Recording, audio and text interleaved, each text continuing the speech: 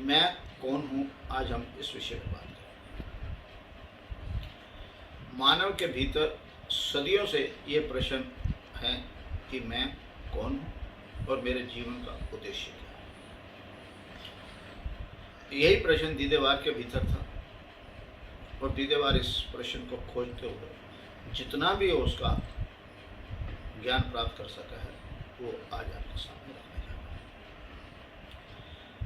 दीदेवार के अनुसार मैं मेरा निर्माता नहीं, मेरा निर्माता कोई भी है, वो उससे नियम के बाद उसने मुझे निर्माण कराया है।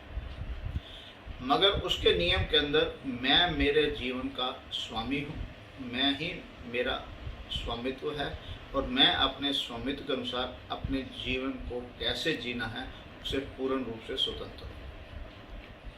हम एक उदाहरण से समझते हैं। मानव समाज ने, हमारे भारतीय समाज ने एक विधान के अंदर एक रिजर्व बैंक, जिसके अंदर पूरा आर्थिक जो उसके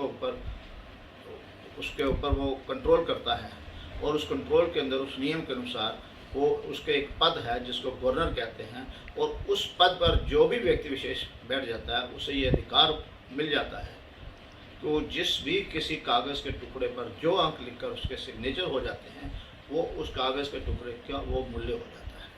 वो 1 लिख दे, 2000 लिख दे, जितना भी अंक उस पर लिख के उसे सिग्नेचर हो जाते हैं वो उस कागज़ के टुकड़े का मूल्य हो जाता है। मगर वो किसी कागज़ के टुकड़े का मूल्यांकन बनाने में सहायक हो सकता है, अधिकार है, मगर वो उसका मालिक नहीं होता है।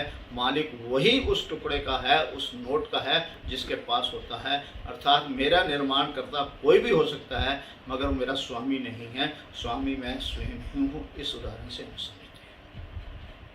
और जो भी व्यक्ति विशेष अपने स्वामित्व को, अपने मैं को जानने की कोशिश करी है, अर्थात स्वयं का स्वामी बनने की कोशिश करी है, वही समय समय पर युग पुरुष कहलाए हैं और मानव समाज के मार्गदर्शक बने हैं। उन्होंने अपने स्वामित्व के अनुसार किसी प्रकार का कंप्रोमाइज़ नहीं करा। उन्हें अनेक प्रकार के प्रलोभन दिए गए, उन पर हिंसा करी गई, उन पर कई प्रकार के कष्ट किए गए और ऐसे कई युग पुरुष हुए हैं जिन्होंने अपना जीवन तो निछावर कर दिया पर अपने मैं को कंप्रोमाइज़ नहीं करा, अपने मैं का कंप्रोमाइज़ अर्थात अपने स्वामित्व को नहीं खोया।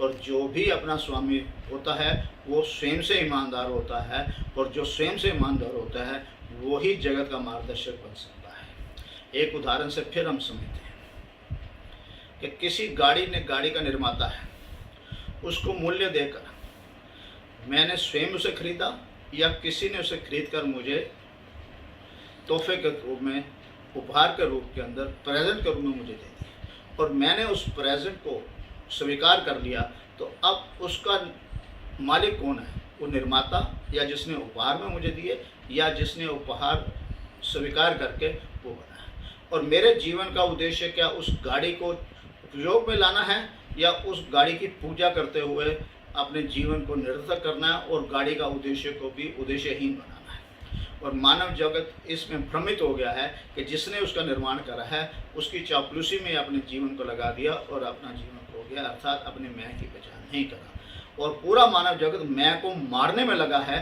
दीदेवार मैं को पहचानने में कहने के लिए अग्रसर है। जिसने अपने मैं को पहचाना है वही ईमानदार हुआ है और उसी ही मानव समाज का निर्देशक और उपदेशक और मार्गदर्शक बना है।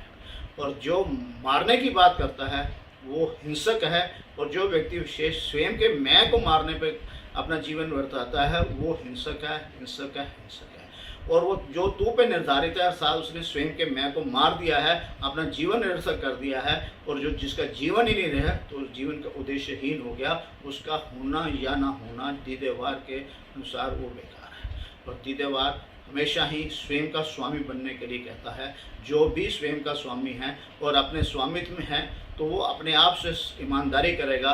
किसी ने भी जो जिसका गाड़ी का मालिक है उसने अपनी गाड़ी को किसी प्रकार से पत्थर मारकर या उसे नुकसान नहीं पहुंचाया, बल्कि उसी रख रखाव करी है, क्योंकि वो उसका अपना स्वामी है। और जिसने भी अपने आप को अपना स्वामी माना है, वो अपने आप से ईमानदारी करके अपने जीवन का रख रखाव करता है, और हर दिशा पर हर सजगता से उसको कौन सा गलत है और कौन सा सही है मार्गदर्शक वो स्वयं का बन जाता है। और स्वयं के लिए भी और जगत के लिए भी एक सहायक सिद्ध होता है। और जहाँ जहाँ मैं और तू का टकराव हुआ है, समाज ने विनाश करा है, तू पे निर्धारित होना, अपने आप को मारना है, अपना जीवन को निरर्थक करना है, और मैं पर केंद्रित होकर मैं का स्वामित्व बनकर अपने जीवन का बनता है। और हर मैं का अपना उद्देश्य स्वामित्व अलग अलग हो सकता है। हर आदमी अपने अपने मार्गदर्शक में संपूर्ण होता है। किसी ने कलाकार बना है, कोई खिलाड़ी बना है, कोई साइंटिस्ट बना है, कोई किस कार्य में लगा हुआ है। सभी ने अपने अपने निर्माण करके